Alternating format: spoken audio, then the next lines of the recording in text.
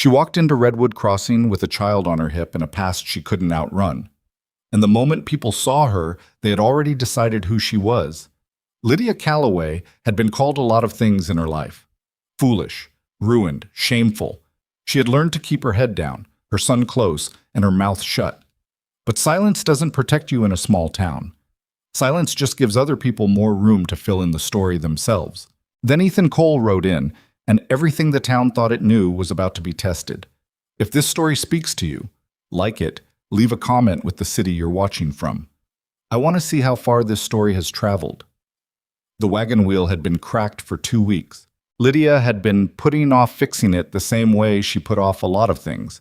Not out of laziness, but because every trip into town meant running the gauntlet of eyes and whispers she had learned to endure without flinching.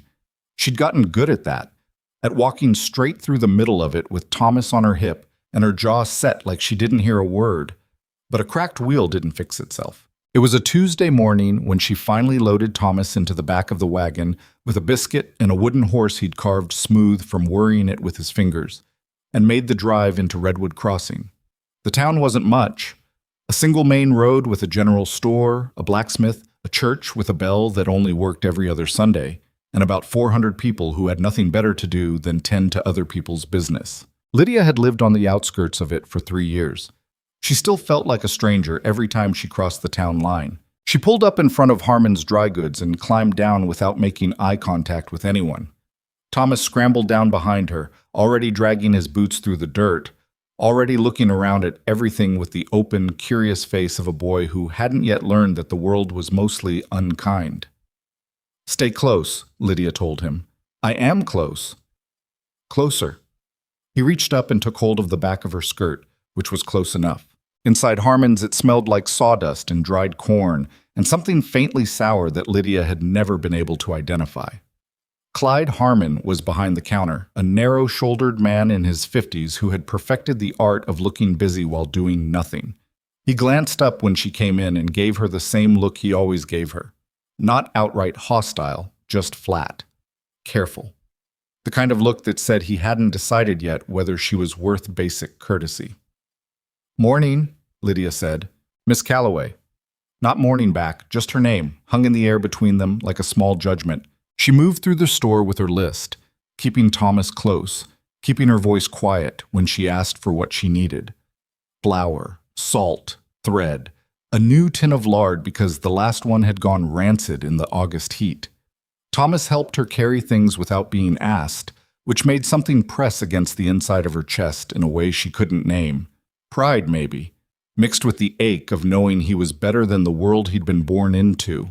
She was counting out coins at the counter when she heard the bell over the door and felt the temperature in the room shift in that specific way it did when Eleanor Pritchard walked in. Lydia didn't turn around. She kept her eyes on the coins. Eleanor Pritchard was 53 years old, the widow of the man who had founded the town's first bank, and she carried herself the way rich women in small towns often did, like the ground was firmer under her feet than everyone else's.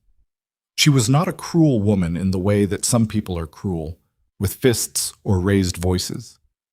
Her cruelty was quieter, more refined. It lived in the pause before she said someone's name, and in the way she managed to look through a person rather than at them. "Clyde," she said pleasantly, moving toward the counter. "I need to speak with you about the Harvest Social. The committee has decided on—" She stopped. Lydia felt it before she saw it, that particular stillness that comes when someone's eyes land on you. "Miss Calloway," Eleanor said. The same flat way Clyde had said it, just the name, just the shape of it, containing everything. "Mrs. Pritchard." Lydia took her change, tucked it into her pocket, reached for the bag of flour. "I didn't realize you were in town today." "Needed supplies." A pause.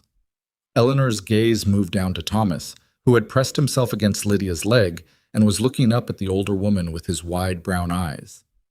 Eleanor looked at him the way people sometimes looked at a stray dog. Not unkindly, but with that faint pulling back, that instinct to maintain distance from something that didn't quite belong. "He's getting bigger," Eleanor said, which meant nothing and everything. "He is," Lydia said. "Good day, Mrs. Pritchard." She picked up her bag and walked out. She didn't breathe properly until she was back on the street, Thomas's hand folded into hers, the sun pressing down hot and indifferent on the top of her head. "That lady doesn't like us," Thomas said. "She doesn't know us." "Is that the same thing?" Lydia looked down at him, 6 years old and already asking the questions she didn't have good answers to. "Not exactly," she said. "Come on, we still need to get the wheel looked at." The blacksmith's name was Pete Gruber, and he was a fair man in the way that fair men often are. Decent enough when it cost him nothing, but careful not to be seen being too decent when people were watching. He took one look at the cracked wheel and said it would be ready by Thursday at the earliest, which meant Lydia would have to make arrangements. She was standing outside trying to figure out if she could borrow Margaret Fielding's mule without having to explain the whole situation when the stranger rode into town. She noticed him the way you notice things you're not trying to notice. Peripheral. Almost accidental. A man on a dark roan horse, tall in the saddle but not stiff about it, wearing a hat that had been through weather and hadn't recovered. He had the look of someone who had been traveling long enough that it no longer showed on his face. Some people carried their weariness in their eyes or their shoulders. This man had packed his somewhere less visible. He pulled up at the water trough near the livery, and Lydia watched him dismount with the automatic efficiency of someone who had done it so many times it wasn't a thing he needed to think about anymore. He pulled the hat off his head, ran a hand through his dark hair, and looked around the main street of Redwood Crossing the way a man looks at a place he hasn't decided about yet. His eyes landed on her for a moment. Just a moment. She looked away. Thomas, of course, stared openly. "Who's that?" he said. "I don't know, don't stare." "His horse is real nice." "Thomas, I'm just saying." The stranger's name, she would learn later that afternoon from Margaret Fielding's youngest daughter, who had the useful habit of knowing everything about everyone the moment they arrived, was Ethan Cole. He'd come from somewhere up north, Kansas maybe, or the Territories. He'd bought the old Hargrove property on the edge of town, the one that had been sitting empty for 7 years after old Frank Hargrove's sons had their falling out and left the land to rot. He'd paid for it in cash. He'd arrived alone. People had opinions about a man who arrived alone.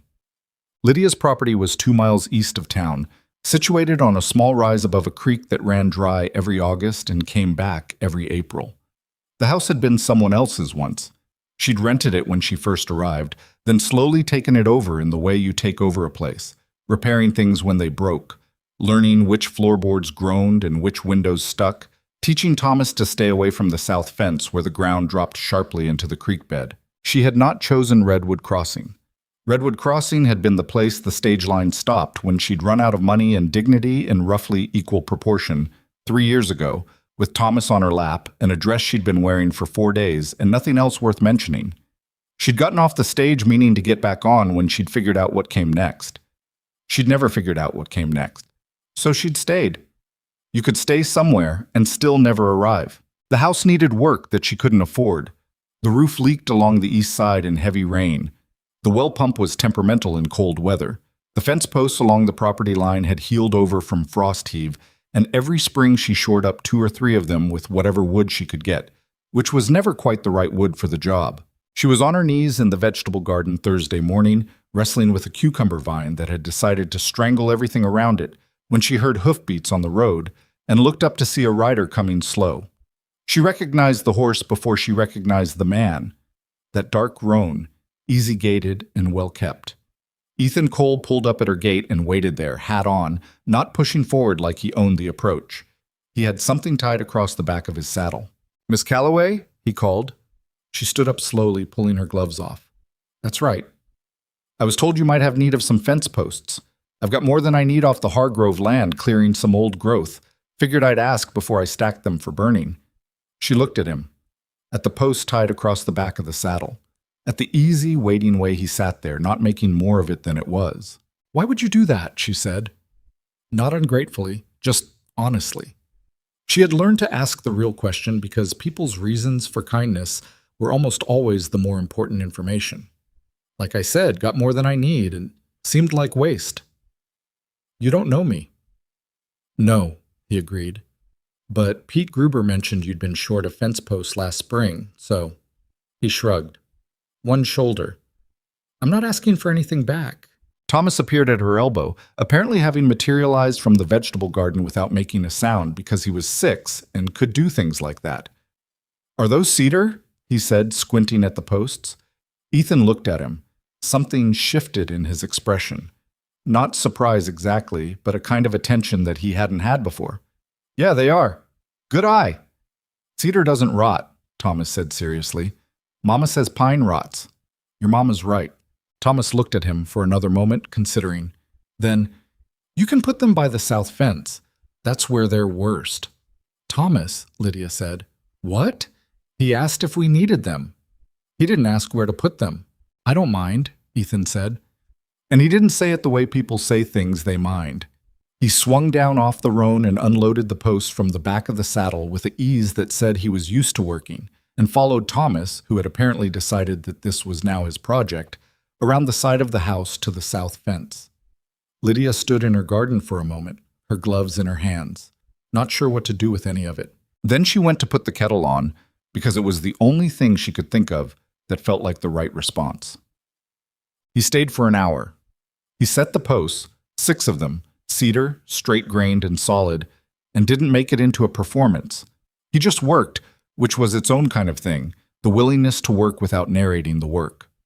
Thomas handed him tools he didn't need and asked questions he mostly answered honestly, and once said something about the fence post that made Ethan laugh, a short, real laugh that seemed to catch him slightly off guard. Lydia brought out 2 cups of coffee and 1 cup of slightly watered-down coffee for Thomas, who considered himself a coffee drinker despite all evidence to the contrary. "I heard you bought the Hargrove place," she said. "I did." He wrapped his hands around the cup. "Needs work." "Most things do." He looked at her then, briefly. "I suppose that's true." She expected him to say something about herself. People usually worked around to it, the careful circular approach to the thing they actually wanted to know, which was who she was and what she'd done to deserve the particular quality of attention Redwood Crossing gave her. Most people arrived at it within the first 20 minutes of meeting her. He didn't. He drank his coffee. He answered Thomas's questions about the roan horse, whose name was apparently Bishop, and why he was named Bishop, which was a story that involved a card game and a traveling preacher that Ethan told in a way that kept Thomas's absolute full attention without being inappropriate for a 6-year-old. Then he said he should be getting on. At the gate, with Bishop reins in hand and Thomas hanging off the fence post to watch him go, he stopped and looked back.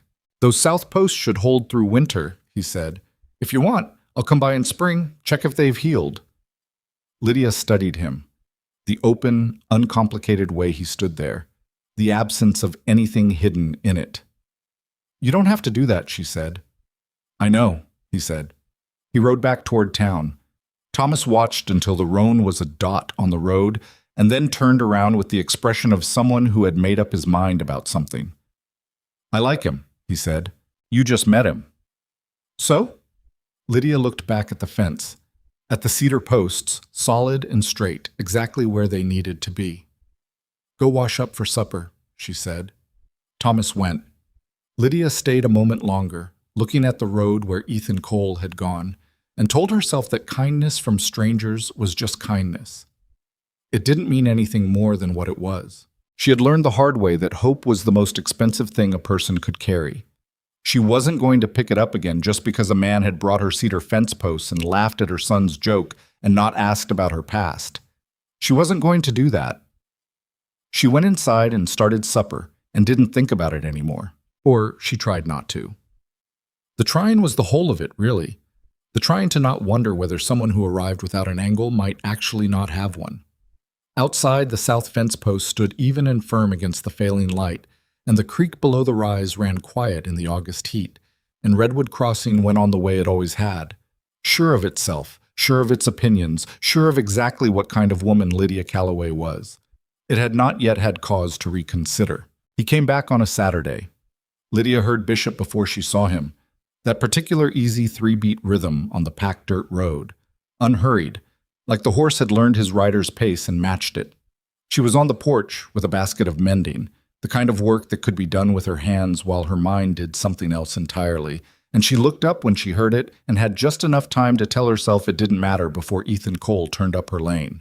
He had lumber across the back of his saddle this time, 2 long planks of pine, which was not cedar, and she noticed that, and a small bag hanging from the horn she couldn't identify yet. Thomas rocketed off the porch like he'd been waiting, which he probably had been, though neither of them had said anything about it. "Bishop!" he shouted, like the horse was his particular friend, and Bishop turned one ear toward him without breaking stride. Ethan pulled up at the gate and looked at Thomas and then at Lydia on the porch and touched the brim of his hat. "Morning," he said. "Morning." She set the mending down. "You didn't have to come back." "I know." He swung down and unloaded the lumber with the same economical movements as before, setting it against the fence while Thomas hovered. "Your porch step is split. I noticed it last time." She had noticed it too. She'd been noticing it for about 4 months, working around it, stepping over it, telling herself she'd get to it when she could afford the wood. She did not say any of this. "You go around collecting people's broken things?" she said instead. He looked up at her. There was something in his expression that might have been amusement, or might have been something else. "Just the ones in my way," he said. She stood there another moment, not quite sure what to do with that, and then went inside to put the coffee on because at some point in the past week, she had apparently decided that this was just a thing that happened now. The step took him about 40 minutes. Thomas helped with a degree of usefulness that hovered somewhere between minimal and actively obstructive, and Ethan absorbed all of it without complaint, answering questions, redirecting when necessary, handing Thomas the hammer for the last 2 nails because the boy had asked about 14 times, and it was faster to let him do it than explain why he couldn't. When it was done, Thomas stomped on it twice to test it, and declared it solid, and Ethan said that was about the most useful quality test there was. Lydia came back out with 2 coffees and that half-strength version for Thomas, and they sat on the porch in the way that people sit when they haven't yet decided what kind of sitting it is. Not quite comfortable, not quite awkward. "How's the Hargrove place coming?" she asked. "Slow." He turned the cup in his hands. "The east wall of the barn needs new joists. Found dry rot under the boards. Going to take longer than I thought." "Did you do this kind of work before? Before here?" A pause. Not reluctant exactly, but considered. "Some. Different kind of work, mostly. Up in Kansas." He drank his coffee. "I had a ranch up there for a few years." Had, he said. Just the one word. He didn't add to it, and she didn't push, because she understood what it meant when someone used the past tense about a thing they didn't explain further. Thomas, who had no instinct for conversational restraint, said, "What happened to it?" "Thomas," Lydia said, "it's fine." Ethan looked at the boy with that same quality of attention she'd noticed before, the kind that didn't condescend. "Lost it," he said simply. "Made some mistakes. Lost it." Thomas considered this with the gravity of a person processing new information. "Can you get it back?" "The ranch? No, that's done." He set his coffee down on the railing. "But that's all right. This place is different." "Different how?" "Fresh," Ethan said, and then like he'd said more than he meant to. "Come on, show me if you've got any more posts that need setting." Thomas was off the porch before the sentence finished. Lydia watched them go around the side of the house, her son talking without pause, and the stranger listening with what appeared to be genuine attention, and felt the thing she was not supposed to feel beginning to move under the surface of her, like water finding its way through rock. Slow, patient, looking for the crack. She picked up her mending and told it to stop. The talk started the following week. She heard it the way she always heard things in Redwood Crossing. Second-hand, third-hand, by accident, in the form of a silence that fell when she walked into a room. Margaret Fielding's youngest daughter, Clara, who was 17 and had not yet learned that being kind to Lydia Calloway was a social liability, told her directly. "People are saying things about you and the new man," Clara said. Not cruelly, just matter-of-factly, the way teenagers relay information they haven't yet learned to soften. "People say things about me constantly," Lydia said. "These are different things. Because of him, I mean. Mrs. Pritchard's been saying—" She stopped, reconsidered. "Well, you know how she is." Lydia knew exactly how she was. Eleanor Pritchard had lived in Redwood Crossing for 30 years and had spent most of them maintaining a careful architecture of social order that depended entirely on everyone staying where she'd decided they belonged. She had a talent for wrapping her opinions in the language of concern, so that what came out sounding like worry was actually control, and what sounded like community standards was actually just hers. She had never said anything directly cruel to Lydia. She was too careful for that. But she had been consistent and precise in her coldness, and more important, she had established the temperature that the rest of the town felt licensed to match. What Lydia heard, through Clara, and through the particular quality of Clyde Harmon's expression the next time she came in for supplies, was that Eleanor had begun saying things about Ethan Cole. Not about Lydia, about him. That a man of standing, a property owner, a newcomer with potential, was lowering himself, was being naive, was not understanding, as Eleanor apparently did, the nature of the woman he had chosen to spend his Saturday mornings repairing porches for. Lydia heard this and felt it land the way these things always landed.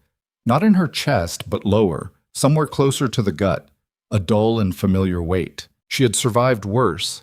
She had survived the actual event, the thing that had made her into the subject of the particular kind of talk that followed her. She had survived arriving in this town with nothing, and the 3 years of careful, quiet endurance that came after. She could survive Eleanor Pritchard talking about her to a man she barely knew. What she couldn't survive, she thought, was it costing him something. That was the part she hadn't figured out how to be indifferent to.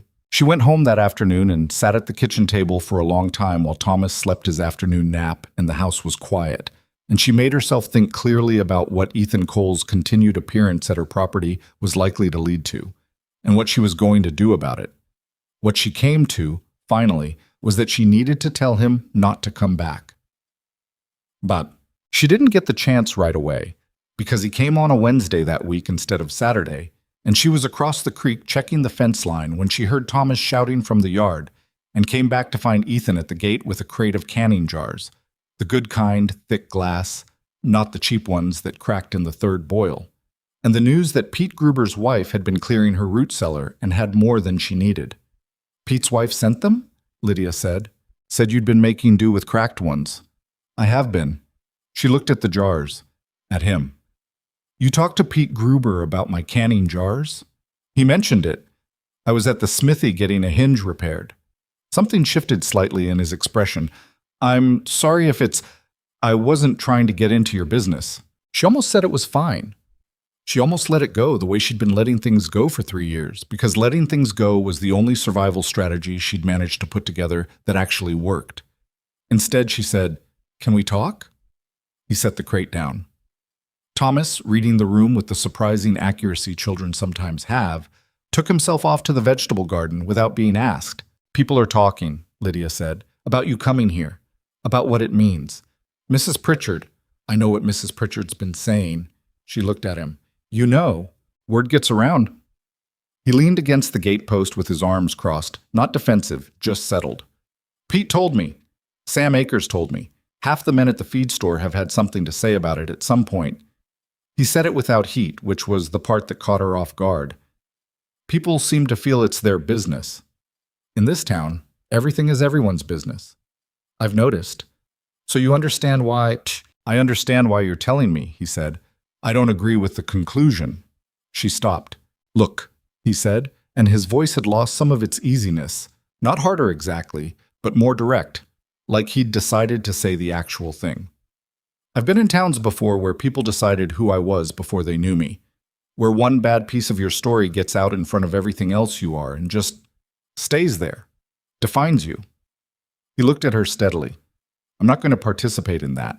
This isn't about you," Lydia said, and heard how it came out, sharp, defensive, and tried to correct for it. "What I mean is, you don't know what you're inserting yourself into. You've been here 3 weeks. I know enough. You don't know what they say about me." "I know it's not the whole story," he said. "It never is."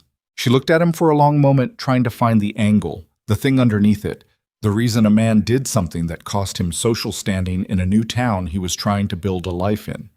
In her experience, people's kindness always had an architecture, a structure underneath it that explained the load it was carrying. "What did you lose?" she said. "In Kansas." He was quiet for a moment, then, Everything worth having? A beat. My wife, the ranch, my reputation for a while. People decided what happened without knowing the whole of it, and that version of events got cemented before I could put together a different one. He looked away toward the road and then back. It took me 4 years to stop letting that be the loudest thing about me.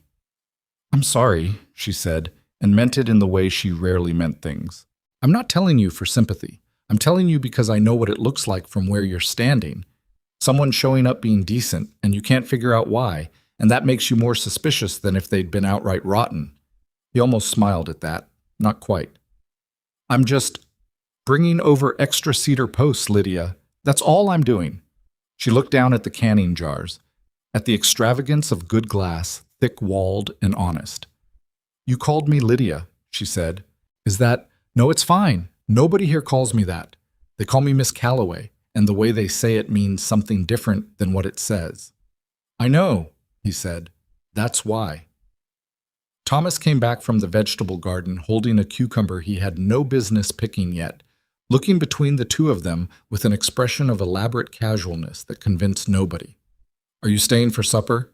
He asked Ethan. Thomas, Lydia started.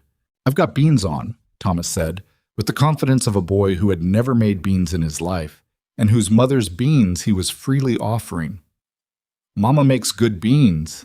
Ethan looked at Lydia. She looked back at him. You can stay, she said, if you want to. He stayed. Oh, the beans were in fact good.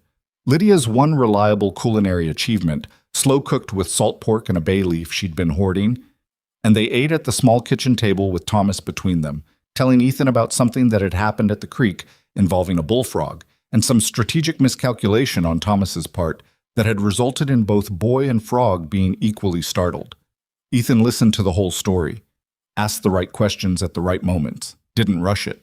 Watching him with her son, Lydia had the feeling again, that dangerous groundwater feeling. And this time, she didn't try as hard to shut it down. She just held it carefully, the way you hold something fragile that you haven't decided what to do with yet. After Thomas was in bed, she and Ethan sat on the repaired porch step in the cooling evening, not quite side by side, with a respectable distance between them that neither of them had arranged on purpose or moved to close. Can I ask you something? She said. Sure. The woman in Kansas, your wife. She hesitated. What happened? He was quiet long enough that she thought he wasn't going to answer. Fever, he said finally. Took her in the winter of '81. We'd only been married 2 years. He looked at the sky, the particular flatness of a man keeping something contained. The ranch went sideways after that. I wasn't in good shape for a while. Made bad decisions. Trusted the wrong people with money I didn't have to trust them with. He let out a breath. By the time I came up for air, there wasn't much left to come up for. I'm sorry, she said again. It was a while ago now. That doesn't always matter. No, he agreed. It doesn't. The creek murmured below the rise, the sound of August water finding its way around rocks, and somewhere out in the dark, something small was moving through the grass in the methodical way of night things about their business. What happened to you? Ethan said. Not pushing, just offering the space. She had not talked about it, not to anyone in this town, not in 3 years. She had built her silence around it the same way you build walls around something you can't afford to let the weather at. Not to hide it exactly, because hiding implies that it's a secret, and it was not a secret. Everyone in Redwood Crossing had a version of it, but to protect what little of herself remained that had not been shaped by it. His name was Robert Calloway, she said, Thomas's father. She paused. He told me we were married. We weren't. I didn't know. I was 19 and I believed him because I had no reason not to, and because I wanted to. She kept her voice flat, not because she didn't feel it, but because this was the version she'd learned to tell, the one stripped of the parts that made her sound like a fool or a victim, which were both true and both things she'd spent 3 years refusing to be defined by. He left when Thomas was 4 months old. Turned out he had a wife already, back east somewhere. I never found out where. Ethan didn't say anything. He didn't fill the silence with reassurance or with the particular kind of sympathy that is really just pity wearing different clothes. He just sat there, present, and let it be what it was. I ended up here, she said. I was supposed to move on, and I didn't. Maybe you were supposed to stay. Nobody was supposed to have me here. They've made that fairly clear. Mrs. Pritchard, he said. And others, Mrs. Pritchard is just the loudest. She looked at her hands in the dark. She's not wrong that I'm not the kind of woman this town wanted. I have Thomas, and no husband, and a past that doesn't fit neatly, and that's... She stopped, started again. That's hard for people. I understand it. I just got tired of apologizing for it. You shouldn't apologize for it, or... I know that, she said, a little sharply. I knew that a long time ago. Knowing it doesn't make people treat you differently. No, he said, it doesn't. A pause. But it changes what their opinion costs you, eventually. Or it can. She looked at him then, sideways, in the dark. Has it? For you? He thought about it honestly, which she appreciated more than a quick answer would have. Some, he said. I still feel it when someone decides who I am without asking. I still feel it. He turned the coffee cup in his hands. But it doesn't change what I do as much as it used to. She looked back at the road, the dust of it pale in the dark, the 2 miles between her and Redwood Crossing laid out there like a fact of life. Eleanor Pritchard is going to make things difficult, she said, if you keep coming here. I expect she will. You understand that? Yes. And you're going to come anyway. He looked at her, and for just a moment she could see the full shape of it, not the fence posts or the porch step or the canning jars, but the actual thing underneath all of it, which was a man who had been through his own kind of breaking and come out the other side with the specific stubbornness of someone who had decided that other people's judgment was not going to be the loudest voice in the room anymore. Yeah, he said. I'm going to come anyway. She nodded, looked away. All right, she said. It was not a declaration. It was not an invitation precisely. It was something more provisional than both. A door left open by someone who had spent a long time keeping doors shut, by someone who was still not entirely sure it wasn't a mistake, by someone whose hands had gone still in her lap for the first time in 3 years. They sat on the repaired porch step until the night cooled properly, and then Ethan Cole rode back toward his broken-down ranch on the edge of town, and Lydia Calloway went inside and checked on her sleeping son and stood in the dark kitchen for a long time before she went to bed. Down in Redwood Crossing, Eleanor Pritchard was still holding court in precisely the way Eleanor Pritchard always had. She had not yet had cause to feel anything but confident that things would go her way. That was beginning, slowly and without announcement, to change. September came in hard that year. The heat broke in the second week and left behind a sky that couldn't make up its mind. Warm mornings, cold afternoons, the kind of weather that made the older people in Redwood Crossing say things about early winters, while the younger ones refused to believe it until the first frost proved them wrong.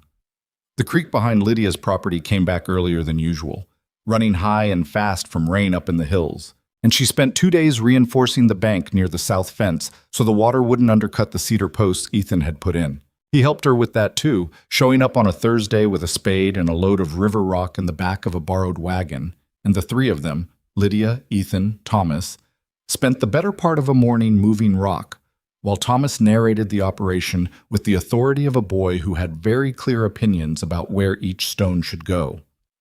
By noon, the bank was shored up and Thomas was soaked to the knee from a miscalculation involving a stepping stone and overconfidence, and Ethan was making a fire on the bank to dry him out, while Lydia wrung creek water from Thomas's socks with more force than was strictly necessary. I told you to stay back from the edge, she said. I was testing the current, Thomas said with great dignity. You were showing off. I was testing the current while showing off. Ethan looked at the fire. I can see him laughing, Lydia said without turning around. I'm not laughing, Ethan said, which was not entirely accurate. You think he's funny. He's a little funny. He's going to be the death of me, she said, which was the thing mothers say when what they mean is something else entirely, something closer to the bone, something about how much it costs to love a person that small in a world that isn't careful with small people. Thomas took his socks back gravely and held them near the fire. Ethan sat down on the bank beside him, and they had a conversation Lydia could hear but not quite follow, something about fish, and whether the creek ran all the way to anywhere interesting, and what the biggest fish Ethan had ever caught looked like. She sat a little apart from them and looked at the water and let herself have the thing she'd been refusing to have, just for a minute. Just the minute by the creek. The ordinary warmth of it. 3 people on a bank, drying out, and nobody needing it to be more than what it was. Then she stood up, collected herself, and went back to being sensible. That was the last easy day for a while. The first direct confrontation came on a Friday afternoon at Harmon's. Lydia had gone in for flour and thread and come out with those things, plus the distinct impression that she had walked into the middle of a conversation that had stopped when she came through the door. Clyde Harmon had been more careful than usual, which with him meant more formal, which meant something had been said to him recently that he was trying to navigate around. She'd paid and left and was loading the wagon when she heard Eleanor Pritchard's voice behind her. "Miss Calloway." She turned. Eleanor was on the boardwalk in front of the general store, dressed in the particular way Eleanor dressed, well but not extravagantly, everything pressed and placed, nothing accidental about any of it. "Mrs. Pritchard, I wonder if I might have a word." Lydia looked at her. There was no version of this that went well, but refusing to have the conversation wouldn't make it not happen. It would just happen somewhere she wasn't present to defend herself. "All right," she said. Eleanor came down the 2 steps from the boardwalk and positioned herself close enough that the conversation would be private, but far enough that it was not friendly. She had a gift for spatial communication. "I'll be direct," Eleanor said, which meant she was about to be indirect but would frame it as plain speaking. "There has been concern expressed by several members of the community, not only myself, about the amount of time Mr. Cole has been spending at your property." "He's been doing repair work," Lydia said. "The place needs work." "I'm sure it does." A pause, thin as paper. "Miss Calloway, I think you're an intelligent woman." "Thank you." "Which is why I'm speaking to you directly, woman to woman. Mr. Cole is new here. He doesn't fully understand the history, the context." Eleanor's eyes were steady and not unkind in their surface, which was the most disturbing thing about her. She delivered damage with the expression of someone doing you a favor. "He's building a life here, a reputation. He has the chance to be a real part of this community, to be someone. I would hate to see that compromised. By association with me." "I didn't say that." "You meant it." Eleanor's expression shifted, very slightly.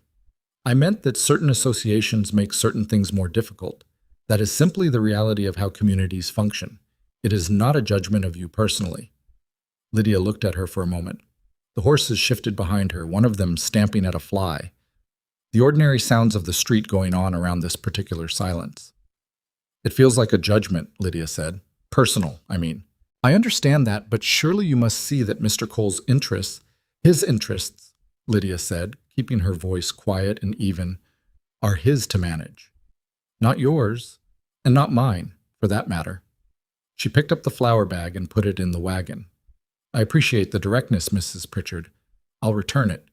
If you have concerns about what Ethan Cole does with his time, I'd suggest taking them to Ethan Cole." She climbed up onto the wagon bench. "He won't listen," Eleanor said. She wasn't threatening. She was just stating what she believed, and that somehow made it worse. The absolute certainty of it, the way she said it like the outcome was already settled and she was just waiting for reality to catch up. "Then that's his choice," Lydia said, and drove home. She was 3/4 of a mile out of town before her hand stopped shaking on the reins. Not from fear. From the effort of holding everything in place while Eleanor Pritchard stood there being reasonable about something that was not reasonable at all. Thomas was at Margaret Fielding's for the afternoon, so the house was empty when she got back, and she put the flour away and sat at the kitchen table and let herself be angry for a little while. Really angry. The kind she rarely gave herself permission for. Not at Eleanor specifically, but at the whole architecture of it. The way a woman's mistake became her entire identity. The way 3 years of quiet, decent living counted for nothing against one story that someone else had decided was the whole of her. She was still sitting there when she heard hoofbeats on the road. Bishop's rhythm. She knew it now without thinking. She got up and went to the door. Ethan was already at the gate, looking at her with the specific expression of a man who has heard something and is trying to figure out how much of it she already knows. "Eleanor talked to you," she said. "No." He dismounted. "She talked to Harlan Brooks, who talked to Sam Akers. Who told me? Because Sam is constitutionally incapable of keeping anything to himself. He paused at the gate. She talked to you directly. This afternoon. He nodded slowly, came through the gate. What did she say? Lydia told him. Not everything, not the exact words, but the shape of it. The concern, the community, the careful impersonal way Eleanor had packaged her cruelty in the language of his interests. Ethan listened without interrupting, which she was getting used to, the way he held space for a thing before responding to it. She's going to keep going, he said when she finished. I know. I want you to know it doesn't change anything for me. I heard you say that before. I mean it the same amount I meant it then. She looked at him. The stubborn, quiet certainty of him, which was not the same thing as recklessness. She could see the difference now, after enough time spent in his company. He wasn't being reckless. He had looked at the cost and decided it was acceptable. Why? She said. Not challenging, genuinely asking. Because she's wrong, he said. It was that simple for him, apparently. She's wrong about you, and she's wrong that what happened to you is the most important thing about you. And I've spent enough of my life watching people accept that kind of wrong because it was easier than pushing back on it. He was quiet for a moment. I told you. I know what that's like from the other side. It's not the same thing. No, but it's related. He leaned against the fence post, cedar, solid, not going anywhere. In Kansas, after I lost the ranch, people decided I was a drunk and a failure and someone who couldn't be trusted with anything worth trusting. Some of that was fair. I was a mess for a while, but most of it was just the story that was easier to tell. And the story stuck because nobody with any standing wanted to spend social capital on a man who was down. He looked at his hands. I've got standing here. I'm a property owner. I'm new enough that people's opinions aren't set yet. He looked up. I can push back, so I am. It was the most he had said at one time, and Lydia heard it all. But the part that landed and stayed was that last piece. I can push back. So I am. She had never had anyone with standing push back on her behalf. She had done all the pushing herself, alone, from a position that had no leverage, and it had accomplished exactly the level of change you'd expect from someone pushing against a wall with nothing behind them. You're going to make enemies, she said. Eleanor Pritchard's not someone I need on my side. She runs the Harvest Social Committee, the Church Council, the Women's Charitable League, half the town's opinion. I know, he said it steadily. I know what I'm walking into. She looked at him for a long time, this man who had been broken by his own version of what she'd been broken by, who had come out of it carrying a particular kind of determination that she recognized because she had her own version, though she kept hers quieter and closer to the chest. All right, she said, for the second time in as many weeks. He stayed for supper again. Thomas came back from Margaret's full of information about a cat that had had kittens under the Fieldings' porch, and the entire evening was consumed by a detailed and passionate argument about whether one of the kittens could come to live at their house, and Lydia said no, and Thomas presented counter-arguments with the thoroughness of someone who had been thinking about nothing else for 3 hours, and Ethan sat at the table and ate his beans and said nothing, carefully, which was the right call. After Thomas was in bed, Lydia said, You didn't take sides. It wasn't my fight, Ethan said. He was going to recruit you. You could see it coming. I know. I stayed out of range. She laughed. An actual laugh, short and real, before she could decide not to. He looked at her with a kind of surprise that suggested he hadn't heard it before and was filing it away somewhere. No kitten, she said. That seems firm. It is firm. We can't afford a kitten. Cats are fairly self-sufficient. She pointed at him. Don't. He held up both hands, still with that almost smile. October hardened everything. The first frost came in the third week, earlier than most years, catching the last of Lydia's garden before she could get the squash in. She lost half of it to ice, which meant the winter larder was shorter than she'd planned, and she spent 2 days doing the arithmetic of what she had against what she'd need and coming up with an answer she didn't like. Ethan had the Hargrove barn mostly sound by then, the new joists in and the east wall replanked, and he'd turned his attention to the house, which needed more work than the barn in different ways. She knew this because he talked about it when he came by, the way people talk about a project they're genuinely absorbed in. Not performing enthusiasm, but just thinking out loud to someone who was listening. She had started listening. That was the thing she noticed. How naturally she had started actually listening, not just waiting for him to leave so she could go back to managing things alone. He brought a load of root vegetables by in the second week of October, from the Hargrove land. Turnips and potatoes and dried beans he'd put up himself, more than he needed, though he didn't say that. "You're doing it again," she said. "Doing what?" "The thing where you find a way to give me something without making it seem like giving." He set the crate down on the porch. "The Hargrove soil's good. I put in more than I needed, first season, surplus." "Ethan." "Lydia." She looked at him. He looked back. There was something different in the air between them by then. Had been for weeks, building slowly. The way the cold built, the way the creek built, the way things that were going to become something always started as the not yet of themselves. "You're allowed to just say you're bringing me food because winter's coming and you're concerned," she said. "I'm bringing you food because winter's coming and I have extra," he said. "That's all." "Is it?" A pause. He was quiet in the way that meant he was deciding something. "No," he said. "It's not all." She nodded once, looked down at the crate of turnips and potatoes and dried beans, the honest plainness of them, and felt the groundwater feeling again, moving through the rock of her, finding its way through. "You should know," she said carefully, "that I'm not easy about any of this. I'm not going to just—" She stopped, started again. "I've been let down by someone I trusted entirely, and I have Thomas to think about, and I've spent 3 years building walls that I thought were the sensible thing to build. And I'm not going to just dismantle all of that because someone has been decent to me for 2 months." "I'm not asking you to," he said. "Then what are you asking?" He thought about it, really thought about it, which she was glad for because a quick answer would have been the wrong one. "I'm asking to keep coming by," he said finally. "I'm asking to keep being useful when I can. I'm asking for—" He stopped himself, chose differently. "I'm not asking for anything you're not ready to give. I just want you to know that I'm not going anywhere because Eleanor Pritchard has opinions, and I'm not going anywhere because it's getting complicated, and I'm not going anywhere because of your past." He met her eyes. "That's all." Lydia said nothing for a moment. Then, "I made a pie yesterday. Apple. There's most of it left." Something in his face shifted, just slightly, in the way of a person who has been holding something braced and is beginning, carefully, to unhold it. "Is that an invitation?" he said. "It's surplus pie," she said. "Same as you and the turnips." He almost smiled. She was getting better at reading the almost. "I'll get the crate inside," he said. But the town was not done with them. The town, in the form of Eleanor Pritchard, was in fact just getting started.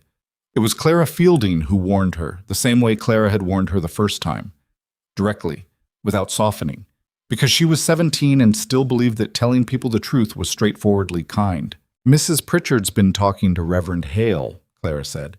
"She'd come out on a Saturday afternoon to return a pot she'd borrowed, and she stood on the porch with the pot in her hands looking worried in the open way of someone who hadn't yet learned to hide their feelings. And to Mr. Brody, on the council. She's going to bring it up at the harvest social. Whatever she's planning, she's saving it for there." Lydia went still. "What is she planning?" "I don't know everything, but she's been talking about your past. The real details, I mean. Not just the general. She's got the real story somehow." Clara twisted the pot handle. "And she's been asking people to sign something, a petition about the school." "The school," Lydia said flatly. Clara looked pained. "She's saying Thomas shouldn't be allowed to attend." The cold that moved through Lydia in that moment was not the October kind. It was older and deeper than that, the specific cold of a mother being told that her child would pay for her mistakes, that the thing she had protected hardest would be the thing that got hit. "When is the harvest social?" she said. 3 weeks. After Clara left, Lydia sat on the porch step, the repaired one, the solid cedar pine one that didn't give under her, and was very still for a long time. Thomas was inside. She could hear him moving around, the light small sounds of a 6-year-old living his ordinary afternoon, completely unaware that 3 weeks from now, a woman in a pressed dress was planning to stand in front of the whole town and use the fact of his existence to bury his mother. She had two options. She could leave, pack up what they had, which wasn't much, and go before Eleanor could make her go, maintain the dignity of walking out instead of being pushed. She had done it before. She knew how it went. Or she could stay. The cedar post was solid under her hand when she reached for it. She could feel the grain of it, the weight of it, the work that had gone into setting it right. She was still there when Ethan rode up the lane and saw her face and got off Bishop without a word and came and sat beside her on the step. "What happened?" he said. She told him about Clara, about Eleanor and Reverend Hale and Mr. Brodie on the council, about the petition and the school and Thomas. He listened without a word until she was done. Then he was quiet for a moment, and she could feel him sitting with it, not rushing past the weight of it toward solutions, just sitting with the actual fact of what it was. "She's going after Thomas," Lydia said. Her voice was steady. She was proud of that. "That's what she's doing. She knows that's the one thing—" She stopped. "I know," he said. "I could leave." "You could. It would be easier." He was quiet for a moment, then, "Easier for who?" She looked at him. "For Eleanor," he said. "For the people who've been comfortable believing what she told them about you. Or for you and Thomas." He was not angry. His voice was even, measured, but there was something under it, firm and immovable. "You've been running from this story for 3 years, and it keeps following you because nobody's ever stood up in the middle of the room and told a different one." "I can't do that alone," she said, and hated herself slightly for saying it, for the admission in it. "You're not alone," he said. She looked at him for a long moment, at the unwavering, stubborn fact of him sitting on her porch step in the October cold, not offering to save her. She had heard that offer from men before, knew what it looked like and what it cost, but something different, something more like standing beside. "The Harvest Social," she said. "The Harvest Social," he agreed. 3 weeks. 3 weeks? Above them, the October sky was going the color of cold iron, and down in Redwood Crossing, Eleanor Pritchard was sitting in her well-kept house with her petition and her plans and her 30 years of accumulated certainty, and she had not yet begun to suspect that the woman she intended to break had finally, carefully, stopped deciding whether to bend. The 3 weeks passed the way time passes when something is coming, too fast in the days, too slow in the nights. Lydia kept herself busy because it was the only thing she knew how to do with dread. She put up the rest of what she could from the garden. She mended everything in the house that could be mended. She recaulked the window frame on the east wall where the draft came through in wind, and she reorganized the root cellar twice, and she made Thomas 3 new shirts from fabric she'd been saving, which he needed and she'd been putting off and now seemed urgent in the way that practical things become urgent when you need your hands to have somewhere to go. Ethan came by on Tuesdays and Saturdays now, which had become the pattern without either of them formally arranging it. He was finishing the interior work on the Hargrove house, plastering, fitting new shutters, relaying the kitchen hearthstones that had cracked and settled, and sometimes he talked about it, and sometimes he didn't, and Lydia had gotten used to the particular texture of his company, the way it didn't demand anything of her. Thomas had gotten used to it too, which was the part she was least sure about. The boy had started watching the road on Tuesday mornings with barely concealed anticipation, and had taken to saving things. A particularly interesting rock, a description of something the bullfrog had done, a drawing he'd made of Bishop that was more optimistic than accurate, to share with Ethan when he arrived. It was the behavior of a boy attaching himself to something, and Lydia saw it clearly and didn't know what to do about it, except hope she wasn't making a mistake that her son would end up paying for. On the Tuesday before the Harvest Social, Ethan arrived and didn't dismount immediately. He sat on Bishop at the gate with a look on his face that she hadn't seen before. "What is it?" she said. "Had a conversation with Harlan Brooks this morning." Harlan Brooks ran the feed store and was on the town council and had the quality of being essentially decent while also being fundamentally conflict-averse, which meant he went along with whoever was loudest until pushed directly. "About the social?" she said. "About the petition." Ethan dismounted slowly. "Eleanor's got 11 signatures. She's presenting it to the council formally, at the social. Not just the school. She's asking the council to rule that you're not a fit resident, that the town has grounds to ask you to leave the property." Lydia heard it without moving. She had thought the school was the worst of it. She had not thought far enough. She can do that? The council's got some authority over renters. Your arrangement on that property. He stopped. Is the deed in your name? I rent from Bill Kavanaugh. He's in Denver. She heard the precariousness of it as she said it aloud, the thing she'd never looked directly at. There's a lease. It renews each year. Bill Kavanaugh goes along with whatever the council advises, Ethan said. He wasn't trying to soften it. She'd told him once that she preferred not to have things softened, and he had apparently taken that seriously. Eleanor knows that. The morning was cold and gray, and a crow was making a racket somewhere in the cottonwood trees along the creek. And Lydia stood in her yard holding this information and felt something move through her that was not quite fear and not quite anger, but something forged from both of them, something that had been heating in her for 3 years and was finally reaching the temperature where it became something else entirely. She wants me gone, Lydia said. She wants you gone, and she wants to do it publicly. Make an example. Ethan's jaw was set in the way it got when he was controlling something. She wants to do it at the social so the whole town sees it happen. So it's witnessed. Settled. Thomas appeared in the doorway of the house, looked between them, and retreated inside with the tact of a child who understood when adults were having the kind of conversation that didn't want an audience.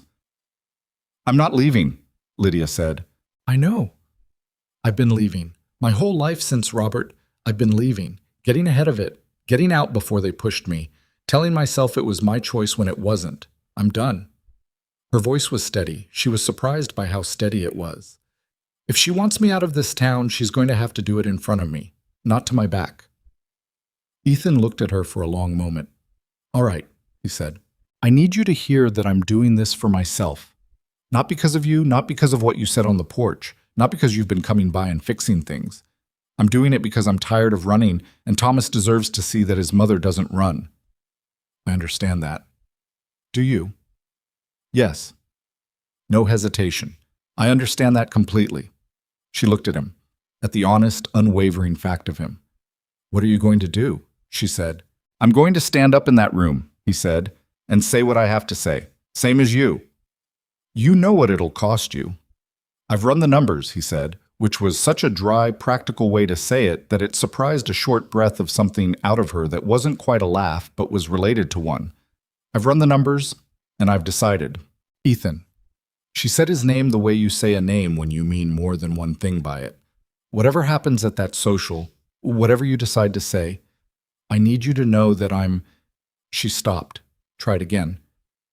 You've been the only person in 3 years who... Another stop. She was not good at this. She had dismantled the machinery for it a long time ago, and the parts were not easy to reassemble. Thank you, she said finally, for not going when it would have been easier. He nodded once, not dismissing it, receiving it. Same to you, he said quietly. For the same thing. They stood in her yard in the October cold, and the crow was still carrying on in the cottonwoods, and neither of them said anything else because it didn't need anything else. The harvest social was held at the Grange Hall on the last Saturday of October. It was the largest gathering of the Redwood Crossing year, bigger than the 4th of July picnic, bigger than the spring planting fair, because it combined the end of harvest celebration with the annual town council meeting, which meant that all the business of community life got layered over the food and the music and the children running between the tables until someone made them stop. Every family came. It was the kind of event you didn't miss without a reason. Lydia had never attended. She put on her second-best dress, which was the color of dark blue and had been let out twice at the seams and still pulled slightly across the shoulders, and she pinned her hair up and she dressed Thomas in his new shirt and his good trousers and told him to keep them clean for at least an hour. Where are we going? He said. The harvest social. He looked at her with wide eyes. They had never gone before. He had never asked why, because he was 6 and certain things simply were the way they were, but she could see him absorbing the break in the pattern of their life, recalibrating. Is Mr. Cole going to be there? He asked. I expect so. Thomas considered this information with great seriousness and then nodded once, apparently satisfied. They drove the wagon in. The Grange Hall was lit up from inside, warm yellow light at the windows, the sound of fiddle music coming out through the walls, and horses and wagons lined along the road in both directions. Lydia pulled up and set the brake and sat for a moment with the reins loose in her hands. "Mama," Thomas said, "I know. We're going in. I know." "It's just people," he said, with the absolute confidence of someone who had not yet been taught to be afraid of rooms. She looked at him, her son, with his new shirt and his brown eyes and his 6-year-old certainty. "It's just people," she agreed and climbed down. The room went through 2 stages when she walked in. The first was the general noise of a crowded hall. Fiddle, voices, children, the smell of cider and roasted corn and wood smoke. The second was a particular quality of silence that moved through the room in a wave, starting near the door and spreading outward as people noticed her, table by table, cluster by cluster, until the space immediately around her had a different temperature than the rest. Thomas noticed. She felt his hand come up and take hers. She kept walking. Straight in, head level, Thomas beside her. Ethan was near the far wall talking with Sam Akers and Pete Gruber. He saw her the moment she came in. She could tell by the way his posture changed, a subtle settling, like something that had been waiting to be sure of something was now sure. He said something to Sam and Pete and moved toward her through the room. "You came," he said. "I came." He looked down at Thomas. "New shirt." "Mama made it," Thomas said. "It's a good one." People were watching. They were always watching, but tonight it was different, more concentrated, more purposeful. Eleanor Pritchard was at the council table at the far end of the hall, seated with Reverend Hale and Harlan Brooks and 2 other council members, and she was watching too, with an expression of someone who had planned very carefully and was ready. Clara Fielding materialized at Lydia's elbow, appearing the way she always appeared, with a plate of cornbread. "You should eat something," Clara said. "Also, there's at least 6 people here who I think are going to be on your side and don't know how to say so yet." "Who?" "The Yancey family, Dorothy Marsh, old Mr. Sutton, who hates Eleanor because she told the council his fence was 2 feet over the property line, and it turned out it wasn't." Clara paused. "I'm on your side." "I know you are, Clara. My mother might be. She hasn't decided. I know that too." Ethan had stationed himself beside her in the way of someone who was not performing protection, but was simply present, close enough that the town could see the alignment of it without either of them having to announce it. They ate cornbread, roasted corn, a very good potato pie that came from the Yancey table and arrived via Dorothy Marsh, who had, as Claire had predicted, come by to press a plate into Lydia's hands and make brief eye contact that said what she apparently couldn't say with words yet. Thomas ate 3 pieces of cornbread and had cider and was taken off by Clara to see the Fielding children, and Lydia watched him go and was glad for it, glad he would not be in the room for what was coming. At 7 o'clock, Harlan Brooks stood up at the council table and called the room to order. The business went the way town business always goes. Slowly, in the wrong order, with several digressions that had nothing to do with anything. The fence line dispute, the road repair on the north end, the proposal for a new well near the schoolhouse. And then Eleanor Pritchard stood up. She did it quietly, the way she did everything. No drama in the rising, just a straightening, a settling of her skirts. And then she was standing, and the room felt her standing the way a room feels a shift in atmospheric pressure. "I'd like to address the council on a matter of community welfare," she said. Harlan Brooks looked at her the way a man looks at something he has been told is coming and has been hoping would arrive differently. "Mrs. Pritchard." "Thank you, Harlan." She didn't look at Lydia yet. She surveyed the room, the assembled families, the people whose opinions she had been tending for 30 years. This community was built on certain values: decency, industry, the protection of our families and our children. We have worked hard, all of us, to make Redwood Crossing a place we are proud to raise our children in. There was a murmur of general agreement, people who agree with the premise before they know the argument. "It has come to my attention," Eleanor continued, "that there is a matter which has been allowed to go unaddressed for too long, a matter which concerns the moral standards of this community and the example we set for our children." She paused. Precise timing. "I am speaking of Miss Lydia Calloway." The room got very quiet. Miss Calloway has resided on the outskirts of this town for 3 years.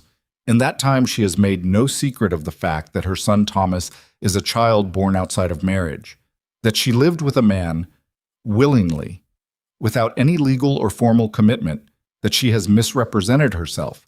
That's not true. Lydia said it before she had decided to say it.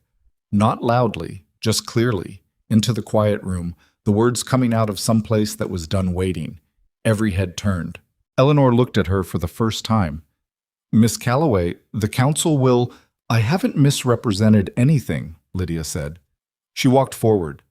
She was aware of Ethan moving with her, one step behind, not in front. I never told anyone in this town that Thomas's father and I were married. I never told anyone anything because it wasn't their business, and because the version this town came up with on its own seemed to satisfy them without any input from me. The fact remains, the fact, Lydia said, and her voice was steady in a way she had not known it could be, steady in the way of something that has been tested thoroughly and has not broken, is that I was 19 years old. I was told by a man that I was his wife. He performed the ceremony. He had papers. I signed them. She looked directly at Eleanor. What he did not have was a legal right to marry me, because he was already married to someone else. I did not know that. I found out when he left. The room was absolutely still. I was deceived, Lydia said, by a man who chose me because I was young and had no family to look into his background, and who left when Thomas was 4 months old and I was of no further use to him. I did not make a moral choice that offended community standards. I was lied to by someone I trusted. And I have spent 3 years in this town being treated as though I was the one who did something wrong. She heard Thomas in her peripheral awareness. He had come back in somehow, was standing near Clara at the edge of the room, watching his mother with wide, dark eyes. I have a son, she said. He is 6 years old. He has done nothing wrong. He has done nothing but be born to a woman who was trying to do the right thing and was taken advantage of. If this council signs a petition to remove him from the school because of who his mother is, then this community has decided that a child should pay for an adult's crime. Her voice almost broke on the last word. Almost. And that's something each of you is going to have to live with. She stopped. She had not planned most of what she had just said. She had planned to be contained, careful, to present the facts in order. Instead, she had said the true thing, and the true thing had a different weight than the careful thing, and she could feel it sitting in the room.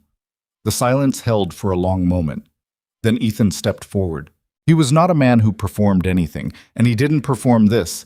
He just walked to the center of the room and turned to face the council table and the assembled town. And something about the way he did it, the deliberate steadiness of it, made people pay attention before he said a word. My name is Ethan Cole, he said, which everyone knew, but he said it like it mattered.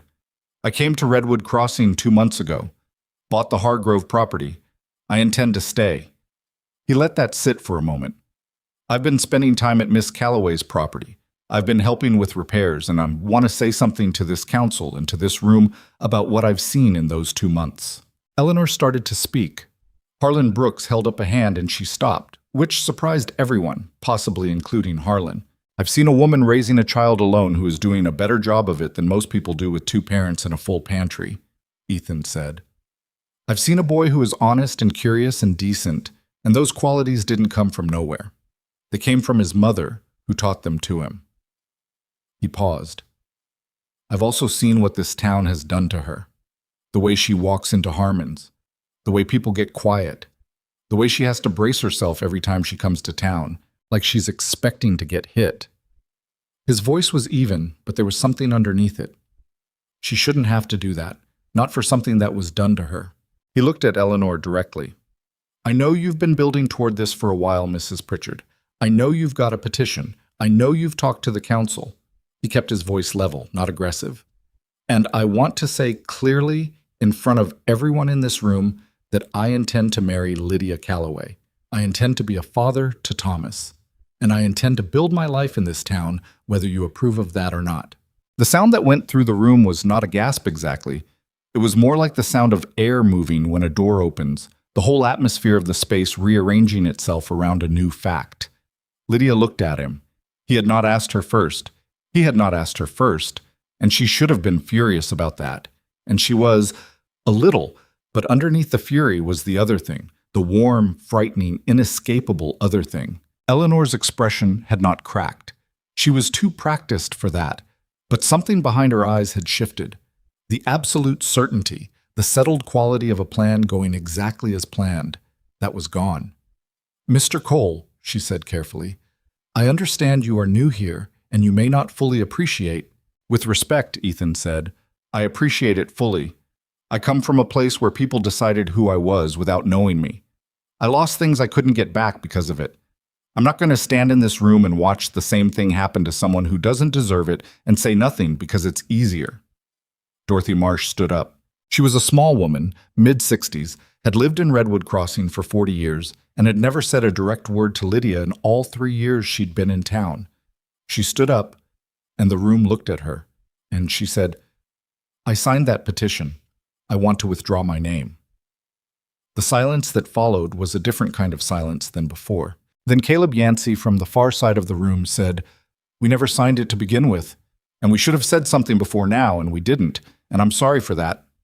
He was looking at Lydia when he said the last part. Old Mr. Sutton, who had his own reasons for not trusting Eleanor Pritchard's judgment, said, "The petition should be thrown out. Child's got nothing to answer for." Harlan Brooks, who had been watching the room with the expression of a man recalculating in real time, cleared his throat. "The council will take these statements under advisement. Mrs. Pritchard, the formal vote on the petition—" "Don't bother," Eleanor said. Her voice was still composed. She was too proud to let it not be composed, but she was reading the room the same as everyone else, reading the way the temperature had shifted, the way Dorothy Marsh's standing had broken something open that was not going to close again tonight. "I withdraw the petition." She said it like it was her choice. Maybe it was. Maybe she was smart enough to know when a room had turned. She sat down. She did not look at Lydia. Lydia stood in the center of the room with her hands steady and her eyes burning, not from sadness, but from the specific and unfamiliar sensation of having been seen clearly by a room that had spent 3 years looking right through her. Thomas pushed through the crowd and arrived at her side. "Did we win?" he said, at a volume that was not quite a whisper. A sound moved through the room. Not quite a laugh, but something. Something that broke the remaining tension into smaller, more manageable pieces. "We're still standing," Lydia said. Thomas considered this. "That's winning," he decided. She put her hand on his shoulder. He leaned into it. Ethan was beside her again, not touching, just present, and she turned to look at him and said very quietly, for only him, "You didn't ask me." "No," he said. "I know. You just announced it to the entire town." "I know. I'm sorry for that part." He was not entirely sorry, which was visible, but he was genuinely sorry for the part that had been hers to decide. "I should have asked you first." "You should have." "Are you going to tell me whether the answer would have been yes?" He asked it carefully, not assuming. She looked at him, at the steadiness of him, the imperfect, difficult, stubborn, honest steadiness of a man who had decided something and not been talked out of it. At this person who had showed up 2 months ago with cedar fence posts and a roan horse and no angle and had not gone away. "Ask me properly," she said. "Later, not here." "All right," he said, "and bring it up before you announce it to any more crowds." "That's fair." Around them, the room was beginning to return to itself. Conversations restarting, Harlan Brooks moving on to the next item of business, Clara Fielding appearing from somewhere with cornbread and an expression of barely contained triumph.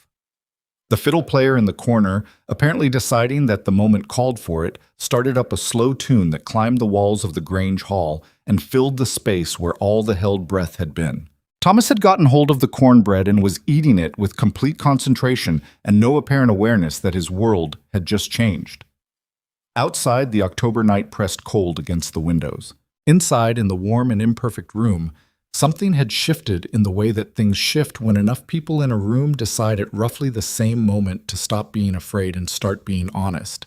Not completely, not all at once, not without the awkwardness and the long memory of past behavior that would take much longer than a single night to work through. But the shift had happened. It was real. It was in the room. Eleanor Pritchard had come to this evening with a plan, and the plan had carried her 30 years, and tonight it had not been enough. And she was sitting with that the way a person sits with the first evidence that the ground they built on was not as solid as they believed. Lydia Calloway stood in the Grange Hall of Redwood Crossing, in her second-best dress, with her son eating cornbread beside her, and a man who had not been asked and was not going away. and felt something she had not felt in so long that she almost didn't recognize it. Not safety. Safety was too simple, too final, and she was too honest with herself to call it that. Something more like ground under her feet that was hers to stand on. That was enough. For tonight, it was more than enough. The morning after the harvest social, Redwood Crossing did what small towns always do after something significant happens. It pretended briefly that nothing had. People opened their stores. Horses were watered. Children were sent to school. The ordinary machinery of a Tuesday ground forward with the particular determination of a community that had just watched its social architecture crack in public and was not yet sure how to discuss it. Some things needed to settle before they could be named. That was just how it was. Lydia knew this, and she let it be. She had her own settling to do. She drove Thomas to school that morning herself, which she had not done since they'd arrived in town. She usually sent him on the Henderson boys' wagon, which passed by the lane on school days. But that morning she hitched the wagon and drove him herself, and she walked him to the schoolhouse door, and when the school teacher, a young woman named Miss Abrams, who had been in Redwood Crossing only 1 year longer than Lydia, looked up from her desk and saw them in the doorway. Something passed between the two women that didn't require words. Miss Abrams said, "Good morning, Thomas. You can hang your hat on the second peg." Thomas hung his hat on the second peg with great seriousness and went to find a seat. Lydia stood in the doorway for a moment. "Thank you," she said. Miss Abrams said, "He's always been welcome here. I'm sorry it wasn't made clearer." It was not a grand statement. It was small and slightly late and imperfect in the way that honest apologies almost always are. Lydia accepted it exactly as it was. She drove home through the cold morning with her hands easy on the reins, and the sky above the road was the pale, washed-out blue of late October, and the cottonwoods along the creek had gone yellow, and she let herself feel the particular quality of a morning that was just a morning without bracing for it. Ethan came on Thursday. He came through the gate with his hat in his hand, not in the formal way, but in the way of a man who has been rehearsing something and is now committed to doing it despite the fact that rehearsal never fully prepares you for the thing itself. Lydia was at the kitchen table with a mug of coffee going cold beside her, and she had seen him coming up the lane from the window, and she had stayed where she was. He knocked, which he had never done before. He had always called from the gate or the porch. The knock meant something. "Come in," she said. He came in and stood in her kitchen with the hat in his hands and looked at her. "You said to ask properly," he said. "I did. And to ask before announcing anything to any crowds. That too." He pulled out the chair across from her and sat down, set the hat on the table. He looked tired in a way she hadn't seen before. Not from the work, which he wore easily, but from the particular fatigue of a person who has been carrying something they're about to put down.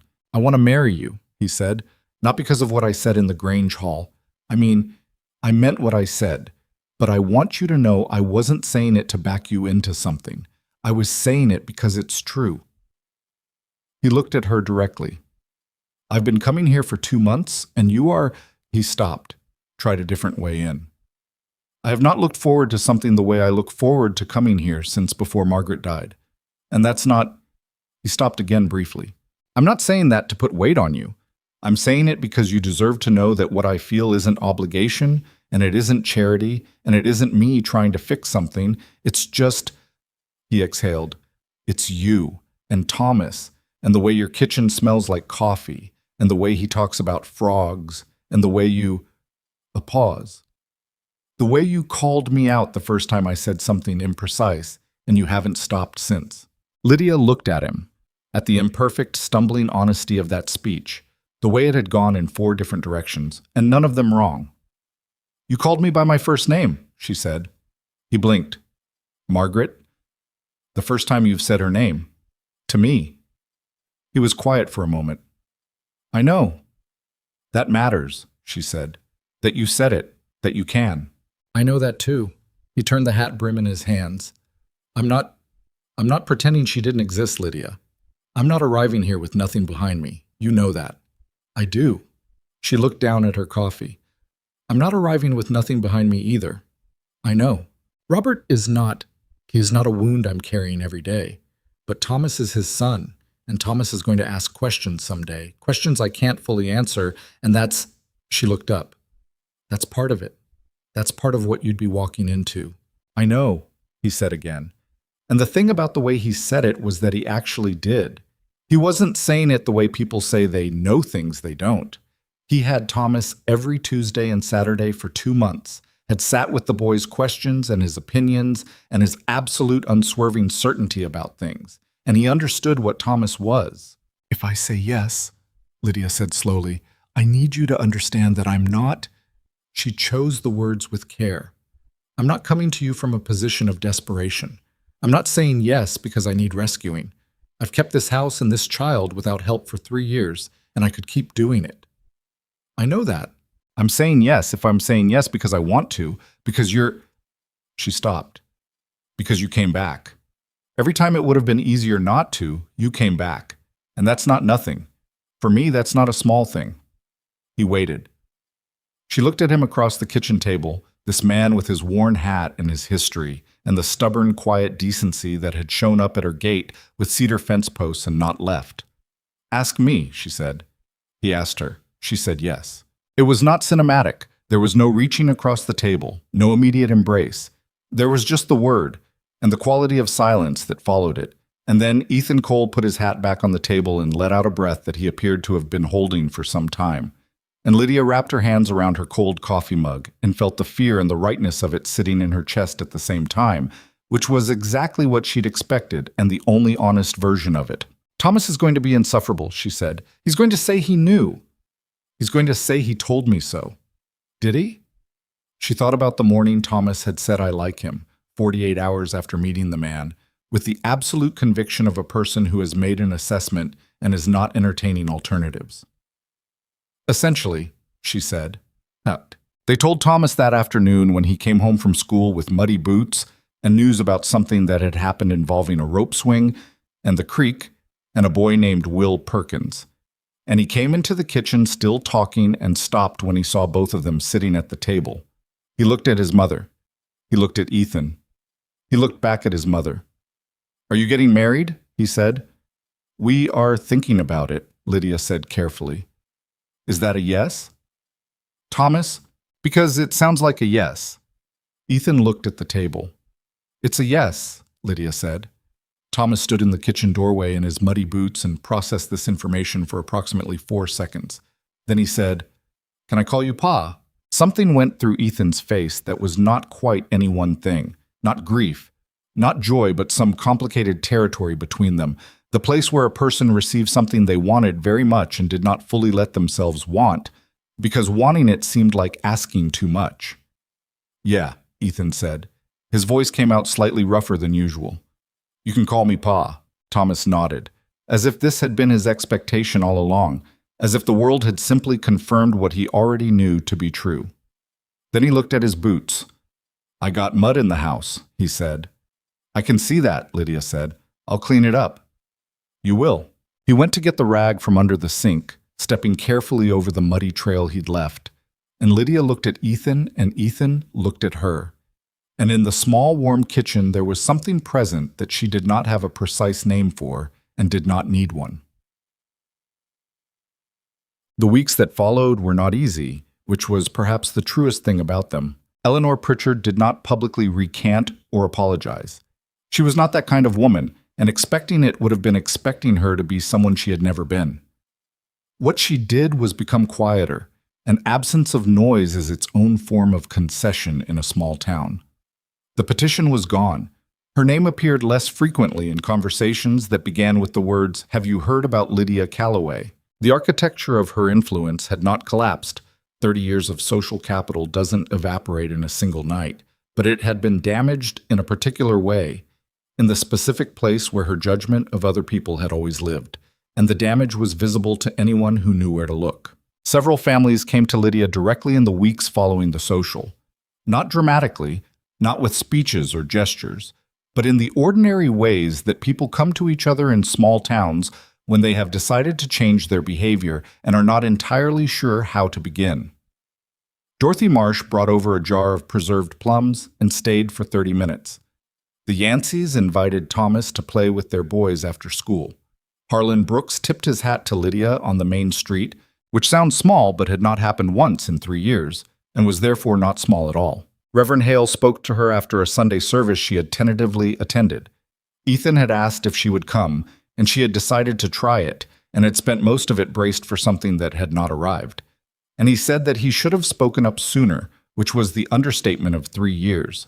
But it came from a place of genuine discomfort with himself rather than from performance, and she received it accordingly. Miss Abrams let Thomas lead the morning reading twice in the following weeks, which was either coincidence or a statement, and was probably both. None of this was redemption with a clean finish. None of it erased the 3 years. Lydia knew that, and she did not expect it to, because she was not a person who had ever confused the ideal version of things with the real one. What it actually was the slow, awkward, imperfect process of a community reconsidering something it had gotten wrong, doing it without grace or particular speed, but doing it. That was real. She held on to the real of it. Ethan moved from the Hargrove property in December, after they married at the courthouse in a ceremony attended by Thomas, Clara Fielding, Sam Akers, and Pete Gruber's wife, who cried in the practical, unsentimental way of a woman who cries at things but doesn't make a production of it. The Hargrove property went back on the market, and Ethan used the funds from the sale toward improvements on Lydia's land. Their land now, legally, the deed transferred into both their names, which she had insisted on and he had not argued with. Winter arrived properly in January, the real kind with snow that stayed, and Lydia discovered that Ethan had opinions about firewood that were not entirely compatible with the way she had always stacked it, and he discovered that she had a system for the root cellar that made complete sense to her and no sense to him, and they had their first real argument about neither of these things, but used both of them as the surface for something underneath. About space, about habits too long held, about the difference between living alone for years and learning to share the daily architecture of a life. It was Thomas who brokered the peace, unintentionally, by saying at dinner in the middle of the argument that the firewood was fine, and could everyone please focus on the fact that there was something wrong with the soup, and there was in fact something wrong with the soup, and the argument dissolved into trying to identify what had gone wrong with it, and they never quite got back to the firewood. Later, lying awake in the dark, Lydia said, "We're going to argue." "I know," Ethan said. "About real things too, not just firewood." "I know. I'm not easy to live with. I've been the only authority in this house for 6 years, and I'm not good at—" She paused. "Deferring." "I'm not asking you to defer," he said. "I'm asking you to tell me when something's wrong instead of carrying it until it comes out sideways." She was quiet. "Can you do that?" he said. Not a challenge, an honest question. "I can try," she said. "That's the honest answer."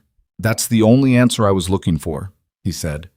She looked at the ceiling of the bedroom that had been only hers for 3 years and was now shared, at the particular dark of it, at the shape of the window with moonlight coming through. "Ethan. Thank you for not being simple about this." A pause. "Is that a compliment?"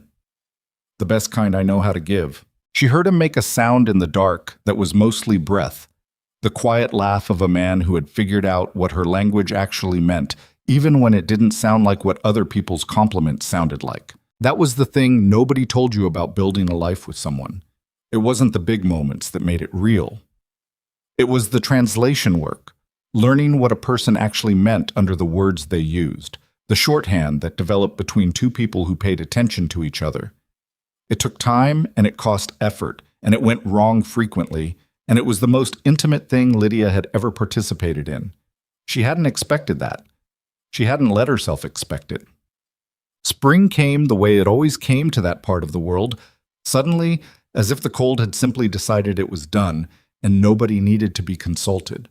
The creek came back high and fast, and the ground softened, and Thomas turned 7 in April with a party that was attended by 4 of his school friends, and the Yancey boys and Clara Fielding, who was 17 and therefore too old for a child's party, but came anyway because she had appointed herself Thomas's unofficial older sister, and that appointment was not subject to review. Ethan built Thomas a proper workbench that spring, child-sized with a real vise, from leftover lumber from the barn repair, and Thomas spent 3 weeks building increasingly ambitious and structurally questionable projects on it and presenting them to anyone who would look. Lydia planted the garden larger that year than she had before. More rows, better planned, with the extra hands to work it. She started keeping notes on what did well and what didn't, which was the kind of thinking ahead she had never let herself do in the years when she wasn't sure she'd be in the same place next season. Planning ahead. It sounds like nothing. It was everything. She was in the garden in late April, her hands in the soil, when she became aware that Ethan was standing at the garden's edge watching her. Not intrusively, just there, leaning on the fence post, the cedar one that had started all of this, Bishop tied at the gate behind him. "You just get back?" she said without turning around. "Few minutes ago." He'd been to the feed store. "Sam Akers says to tell you the preserves you sent were the best he's had in 10 years. He wants to know if you'll consider selling at the summer market." She sat back on her heels and looked at him. "He said that?" "He did, with some embarrassment about not having said something sooner, which I think was an apology for a few things, not just the preserves." She looked back at the garden. At the turned earth, the planted rose, the beginning of things that would take all summer to become what they were going to be. "I'll think about it," she said. She did think about it. She thought about it the way she thought about the lease becoming a deed, the way she thought about Thomas's workbench and the garden notes, and the argument about firewood that had been about more than firewood. All the ways in which a life that had been lived in defensive contraction was slowly, imperfectly opening outward. She said yes to Sam Akers. She sold preserves at the summer market, peach and apple, and the plum that Dorothy Marsh had given her and she'd put up in October, and made more money in 2 summer market days than she'd made in the previous 2 months, and used part of it to buy Thomas new boots, and part of it to replace the cracked window pane on the east wall that she'd been living around for a year. Small things. She was no longer embarrassed by how much the small things meant. There is something that happens to a person who has been carrying weight alone for a very long time, and then, gradually, finds that they are not carrying it alone anymore. It doesn't happen all at once. That is the first and most important thing to understand about it. It does not happen all at once. And if you are waiting for the moment when you set the weight down cleanly and straighten up and feel entirely free, you will wait a long time and miss what is actually happening, which is slower and less dramatic and truer. What actually happens is smaller. It's the morning you wake up and realize you did not spend the night going over your finances in your sleep, calculating what would happen if this or that went wrong. It's the afternoon you let Thomas walk to school with the Yancey boys without following at a distance. It's the evening you sit on the porch and don't feel the 2 miles between you and town as a gap to be managed, but just as distance, ordinary distance between one place and another. It's the conversation you have with your husband, and the word itself, still unfamiliar, still sometimes catching you slightly sideways when you think it, about next year's planting, or the repair needed on the well pump. And you have the conversation not as someone who is waiting for it to end because all arrangements end eventually, but as someone who expects to be here for next year's planting. Who is planning to be here? Lydia had spent 3 years in Redwood Crossing not planning to be there. She had not understood until the planning began what the absence of it had cost her. It was Thomas who said the things she would carry the longest, the way it is often children who say the true things because they have not yet learned to make them complicated. It was a June evening, the long golden kind where the light came flat across the pasture and everything it touched looked important for a minute, and the 3 of them were on the porch.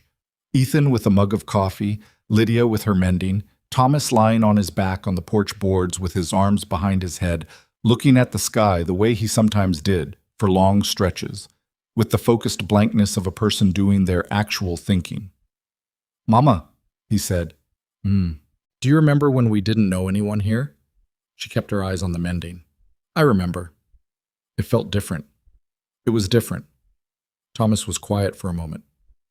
"I think we belong here now," he said, not with great emphasis, just matter-of-factly the way he delivered most of his conclusions, as if they had been reached through careful analysis and were now simply available. Lydia set the mending down, looked at her son on the porch boards with his 7-year-old face turned toward the sky. "I think you're right," she said.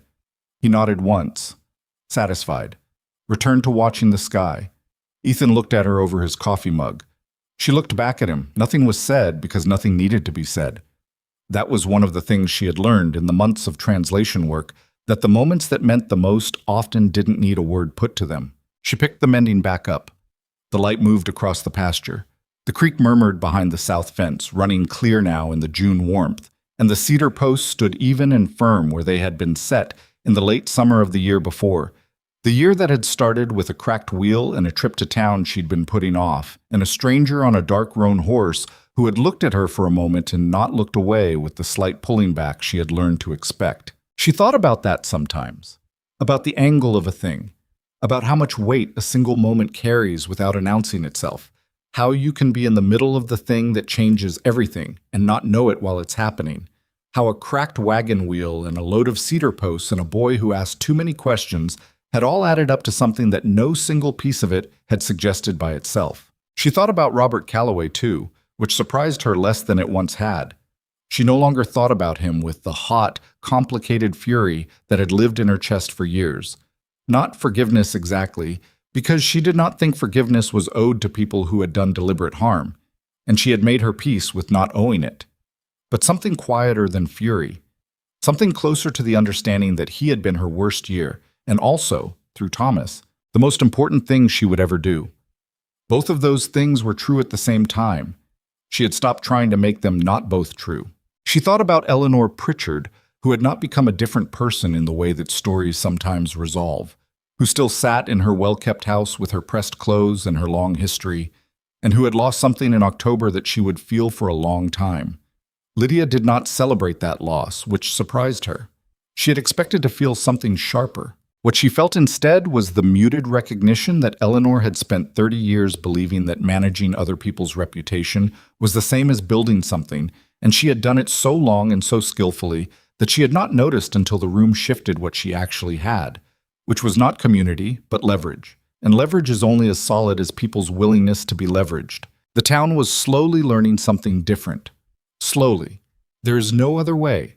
In places like Redwood Crossing, in communities that have grown their habits over decades and do not shed them quickly. But learning. Clara Fielding came by on Saturdays now, officially to help in the garden, actually to talk to Lydia about a boy named Will Perkins, who Clara was determinedly not interested in, except in the way that a person who is very interested in someone talks about them as frequently as possible while denying the interest. Lydia listened and did not point this out and trusted that Clara would arrive at the obvious conclusion at whatever speed she arrived at it.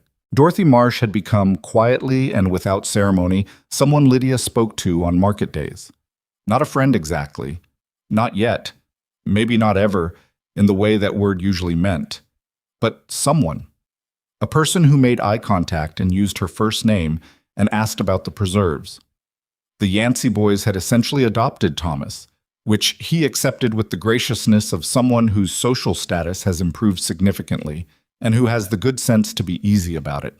Pete Gruber's wife had asked Lydia if she would consider joining the women's quilting circle, which met on Thursdays at Dorothy Marsh's house. Lydia had said she would think about it. She was still thinking about it. She would probably say yes, eventually, which was itself a thing worth noting, that her default was no longer an immediate no, that the question was allowed to sit and be considered rather than being reflexively defended against. There is a kind of courage that people talk about, the loud kind, the kind that announces itself and stands in rooms and says things that change the temperature. Lydia had done that. She knew what it cost and what it got you. But there is another kind quieter and longer that nobody makes speeches about. The courage of staying, of showing up at the school door, of planting a larger garden, of saying yes to the market table and the quilting circle, and the slow, imperfect process of belonging to a place that had not at first been willing to belong to you. That kind of courage does not feel like courage while you are practicing it. It feels like just getting on with things. That is almost exactly what it is. Lydia Calloway, Lydia Cole, now, though she was still getting used to the sound of it, got on with things. She was, she thought, on a June evening with the light going golden across the pasture, and her son on the porch boards counting clouds, and her husband drinking coffee beside her, exactly where she was supposed to be. Not because the world had finally decided to be fair. It had not. It would not. She had no illusions about that, but because she had stayed long enough for something real to take root.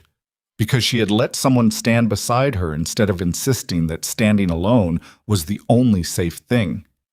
Because her son said we belong here now with the certainty of a person who has never needed to be rescued, only needed to be allowed to stay.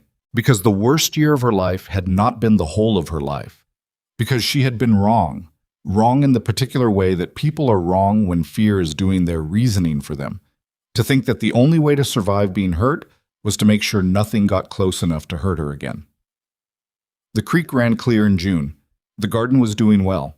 The south fence posts were cedar and solid and showed no sign of going anywhere. She had not needed to be saved. She had needed to be seen. And here, in the imperfect and slowly changing town of Redwood Crossing, in the house that was now a home by every honest measure, she finally, fully was.